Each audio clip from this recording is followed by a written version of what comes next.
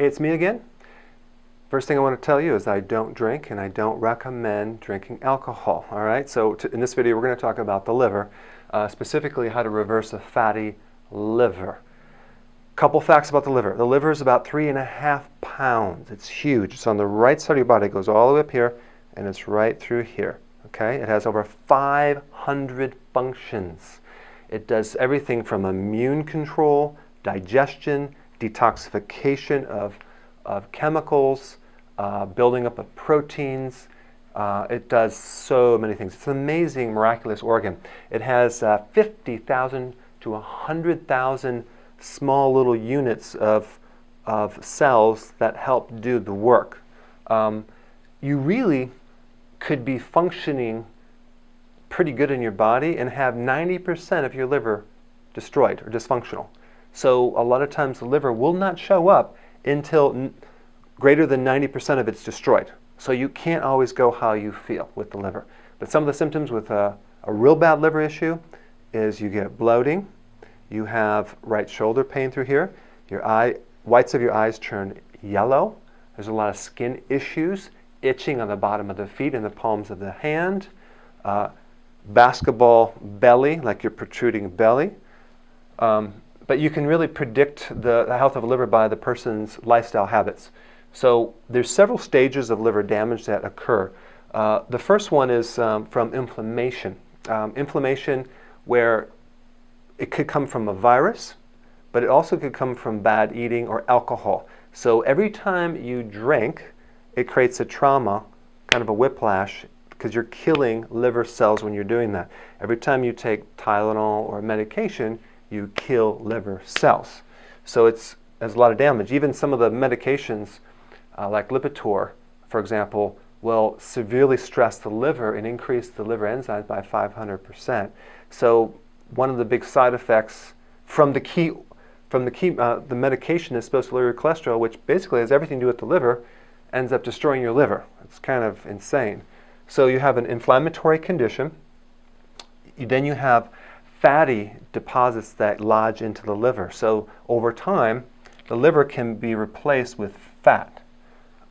Many people with bellies out to here have a fatty liver. If they just had an ultrasound, they'd be able to identify that. But it's very hard to detect chronic liver problems unless you do a biopsy, because it doesn't always show up on a blood test. So over time, when you have this inflammatory state of continuing damage in the liver because of bad habits, you develop scar tissue.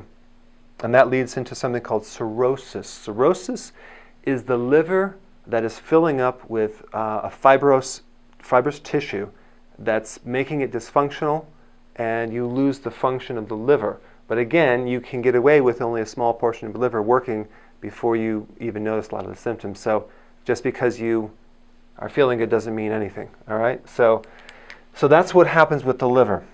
When the liver swells up, because there's not a lot of space, it could put pressure on the heart and create a lot of heart arrhythmia issues, a lot of skip beats.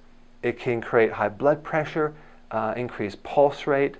Why? Because the liver is right next to the heart and it's going to compress on the heart. When the person sleeps on their left side, if they have an enlarged liver, it will compress the heart and make it hard to breathe and sleep at night. So liver cases tend to sleep better on the right side of their body than the left. So that's one thing. Secondly is the liver is one of the only organs in the body that can completely 100% regenerate. That's the good news. The bad news is it takes a long time to regenerate the liver cells. It could take up to 3 years. But I think the worst recommendation for people is everything in moderation, because you cannot heal the liver having a moderate amount of junk food to the diet. Because again, if you're drinking every night or every other day or even once a week, it could take you 1, 2, 3, 4 days for that liver to recover, and so you never really let it recover. So it's the accumulation of letting the liver recover and heal that helps it regenerate. So it takes a long time. I had someone do my liver enhancement program and they lost all this weight, but they called me up and said, Dr. Berg, your liver enhancement doesn't work because I did it for 2 weeks, I lost the weight, and then the weight came back. Come to find out, in their mind, they thought they're going to heal the liver in 2 weeks. That was a miscalculation. They need to do it for a lot longer until that liver heals. So, so that's one thing. So what we want to do is we want to eliminate the things that are destroying the liver. Now, alcohol is probably the top thing that destroys the liver. And I do not agree with the so-called recommendations that you can get away with drinking every night. That does not work. It creates damage on the liver. I don't want to get into that. I think that's kind of common sense. But what I want to tell you is what to do to get this fat out of the liver. Number one, stop the things that are destroying the liver and add the things that will create a healthy liver. One of the most powerful things that will do it are the bitter vegetables, the ones that don't taste good. The more bitter, the better, like the collard greens, mustard greens, the kales, the spinaches.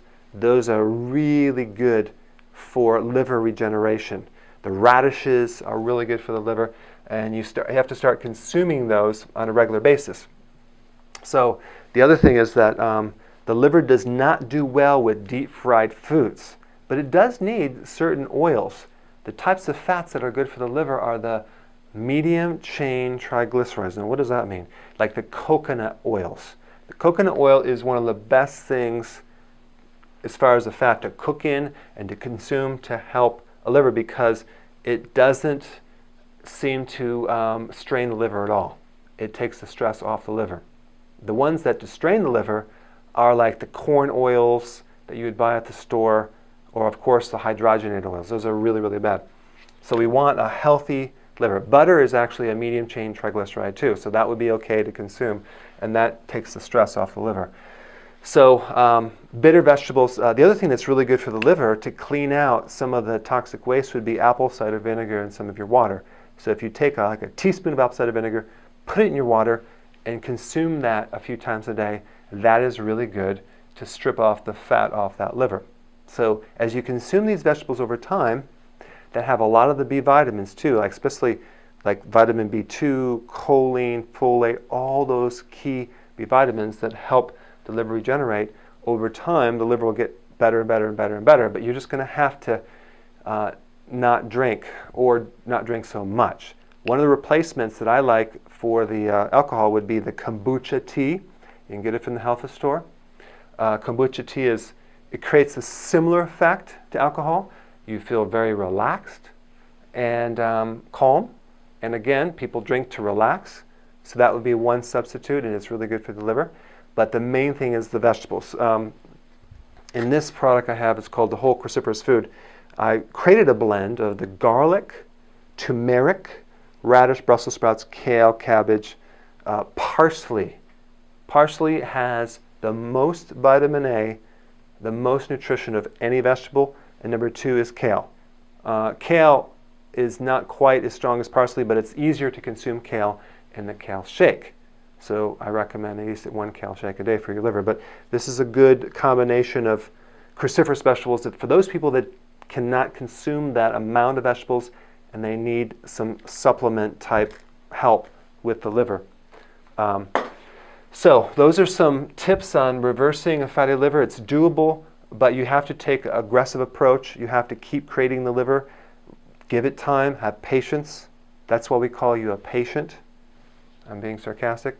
And so go ahead and do that, and I will see you in the next video.